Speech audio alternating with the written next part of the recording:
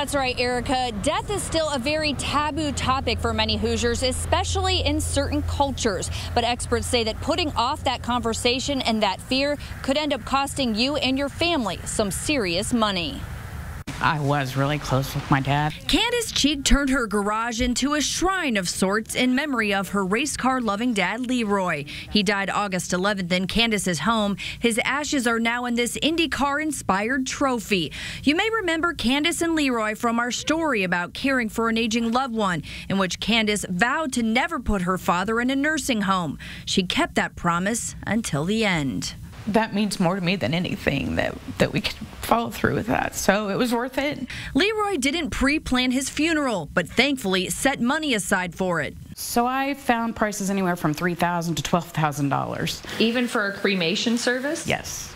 Things like flowers and a celebrant to speak all added up quick, even for a simple service. It was $5,000. Over the past decade, the cost of a funeral has gone up nearly 30%. A funeral with a casket, viewing, and burial now averages more than $7,000. And a cremation with a viewing typically costs about $6,000.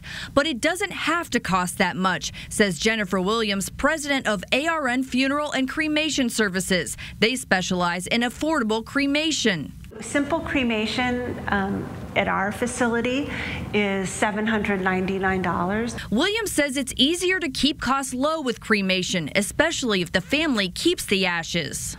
That burial process adds a large chunk of cost to the overall price of whatever you're picking. More than half of Americans are now cremated, slightly less in Indiana, but Williams says it's becoming more attractive for many Hoosiers. So something like this is made from recycled paper, and it can be placed in the water. Cutting out the cemetery can save you money. Also, pre-planning a funeral can also cut costs for your family, but many people don't do it. I think it's the fear of talking about something that's so upsetting. Perhaps the best way to save money is to talk to your family about your wishes and theirs. That way you're not spending money on a full casket funeral for Grandma when she would prefer her ashes be scattered in a garden. He's going to go in that trophy case over there. As for Candace, she started talking to her dad about it back in the 80s. He said, I don't want a funeral where everyone's crying and boohooing. I want a Beach Boy party. Leroy's celebration of life was just how he wanted it, a party. Another promise Candace is so happy she was able to keep. I wouldn't change it for anything. And I loved every minute that I got to be with him here. So.